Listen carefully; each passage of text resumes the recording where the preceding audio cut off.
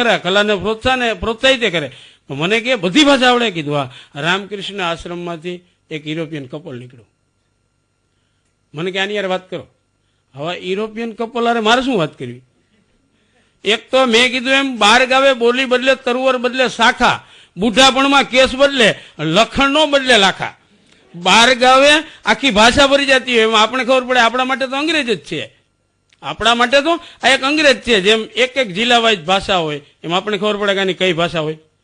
પણ કીધું રાજકોટ વાળા પાછા થોડા પડે. મેં કીધું મને એવી અંગ્રેજી આવડે ને આ અંગ્રેજ ના પાડી દઈએ કે મને નથી આવડતી.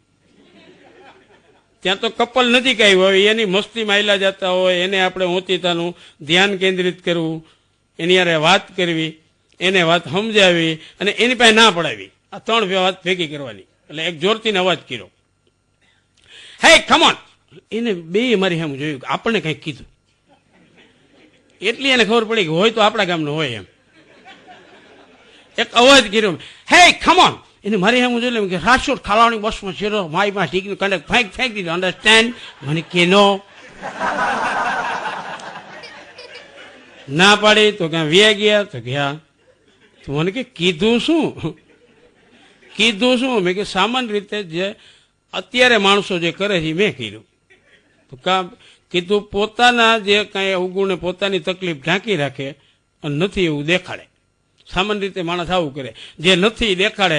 હું અંગ્રેજી ભાષા જાણતો નથી છતાં મેં દેખાડી. પણ પેલો અને છેલ્લો આ 2 શબ્દો છે ને એ જ અંગ્રેજી બોલ્યો, બાકી બધું ગુજરાતી.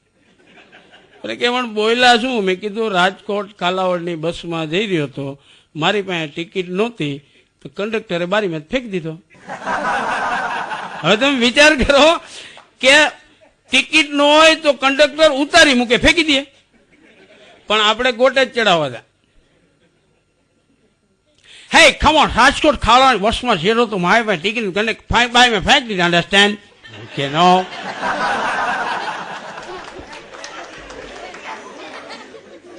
નો સમજાય.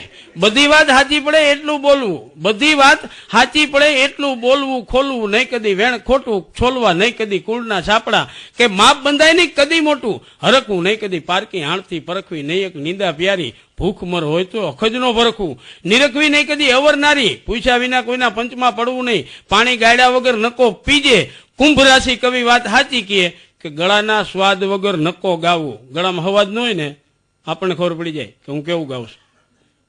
આપણને જ અવાજ ન હોય ને તો કોઈ દી છે ને ગાયક કલાકાર ન થવું. મારે થવું હતું, મારે ગાયક કલાકાર જ થવું હતું. પણ એ મેં એક ભાઈને કીધું, મેં કીધું ગળામાં ડોકમાં શું ફેર? ભાઈ બેટા મને કે આને ગળું કહેવાય ને આને ડોક કહેવાય. મને કે ના બહારની ડોક અંદરનું ગળું. એક ભાઈ મને કે ના બહારનું ગળું ને અંદરનું ડોક. એક ભાઈ ઉતાવળો મને કે ગળું ને ડોક બધું એક. એમ કે ટૂંકું કરો ને. કીધું ગળું ને ડોક એક હોય. લતાજીની કેસેટ વાગતી હોય તો એમ કહેવાય કે વાહ ગળું વાહ, એમ કહેવાય વાહ ડોક વાહ. ભલામણા આમાં ફેર છે. ગાય ગળું, દેખાય ડોક, કપાઈ ગરદન, પકડાઈ બોચી. ગાય ગળું, દેખાય ડોક, કપાઈ ગરદન, પકડાઈ બોચી. શબ્દો માં જ એનો અર્થ હોય. આપણે તો ઘણી વખત જો ગણાય છે ને બેન બાબાને રમાડતા હોય પછી તેમ છતાં ન સમજે ને એટલે બહાર દેખાડે. આટલામાં ન સમજાય ને એટલે સેટે જાય. માણસ સેટે જવું બહુ ગમે. આટલામાં આટલામાં નહીં. તમે જોજો રાજકોટ નો મજા બધા દીવ વ્યા જાય.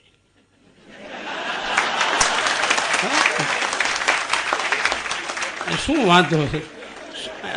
આ શું નથી શું બાબાને તેડીને પછી આમાં આટો મળે. જો મોર બેઠો, જો કબૂતર બેઠું, જો કાગડો બેઠો, નિરાતે જોજો એ બધા ઉભા હોય. નિરાતે જોજો એ ઉભા હોય પછી ખબર પડે બેઠું કેમ હોય, ઊભું કેમ હોય. પણ આ બધા શબ્દો ખોટા છે. આડોશી પાડોશીની યાદી આપે. આમ આડોશી કેને કહેવાય, પાડોશી કેને કહેવાય? આડોશી કેને કહેવાય, પાડોશી કેને કહેવાય? પણ પ્રેમથી વર્તે પાડોશીને આડોડાય કરે આડોશી. દી ઉગે ને દેકારો કરે. પાણીનો ઢોળો ને કચરો નો નાખવાનું. દી ઉગે ને દેકારા કરે, આડોડાય કરે આડોશી. પ્રેમથી વર્તે પાડોશી શબ્દની અંદર જ હોય. જે અર્થ હોય ને એ એમાં જ હોય. હું કહેતો તો ગળામાં ડોકમાં હું ફેર, પણ અમુક તો ગાતા હોય. આપણે જોજો ઓછા થઈ ગયા છે.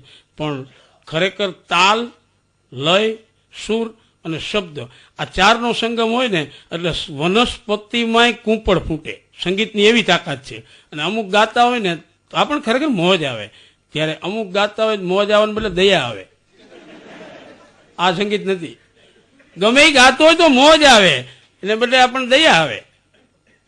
ટ્રેનમાં એક વખત ચડી ગયો, મેં જોયું હતું. મને ખરેખર મેં કીધું આખા દીનું જે થતું એ દઈ દઉં તો ગાવાનું બંધ કરી દે. દયા જ આવી ખરેખર.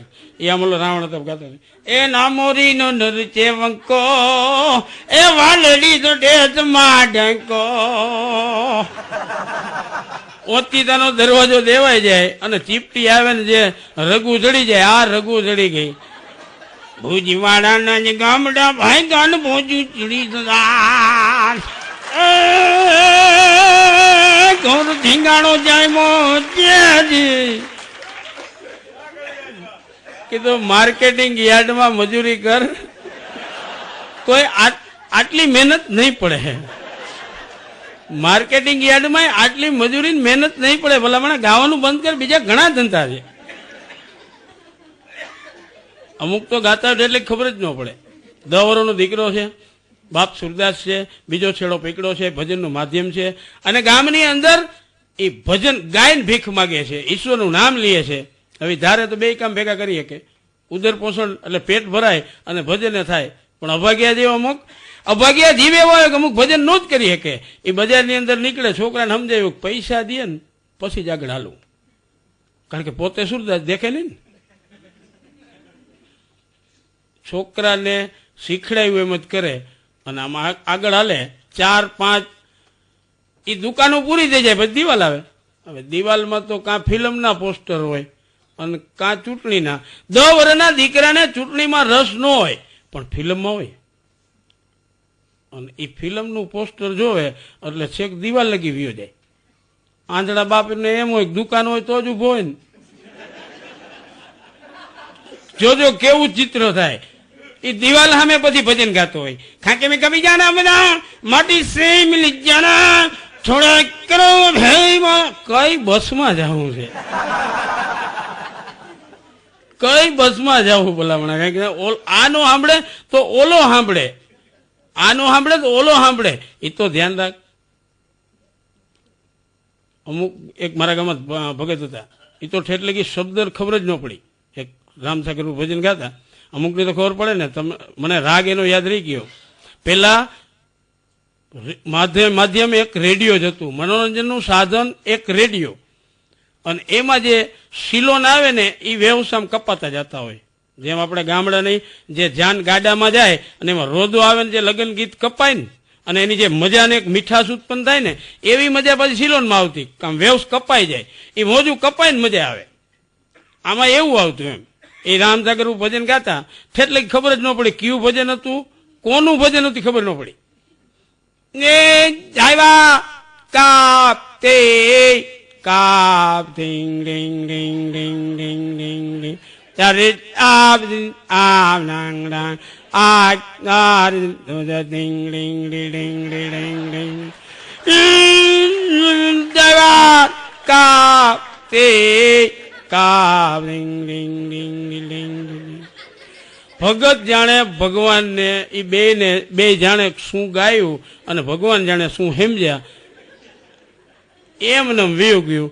સંગીત એને કહેવાય જેમાં શબ્દો, સુર, તાલ અને લય આ ચારેનો સમન્વય થઈને સામે બેઠાને સમજાય ને તો જ એનું માથું હલબલે, તો જ એને અસર થાય. વનસ્પતિમાં કુંપળ ક્યારે ફૂટે કે એની અંદર એ સંગીતની જો એને મજા હોય તો.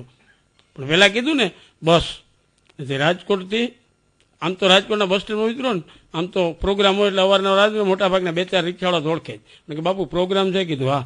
બરાબર પેન્ટાગોન તૂટ્યું ને એ વખતનો સમય, અને રોજ છાપામાં આવે અમેરિકા, ઓસામા બિન લાદેન, આખા જગતને ખબર પડી કે આવડો મોટો ત્રાસવાદી છે. એ સમય ઉતરો. મને કે બાપુ પ્રોગ્રામ છે. કીધું હા. મને કે ચા નું કીધું, ચા પીને પછી મૂકી જાવ. પછી એને પાછી વાત શરૂ કરી. એ આમ ઉબળક પગે બેઠા બેઠા એ કે ઓસામાની બેન લાદેન છે, ઓસામાની બેન લાદેન છે, એ કે મોટા ફૂલન દેવીને ટીંગાડી દે. એ કે અફઘાનિયા ઓછા નથી, અમેરિકાના પૂઠા વાળી દે. થોરું કરી દઈએ. આ તો ગોરધન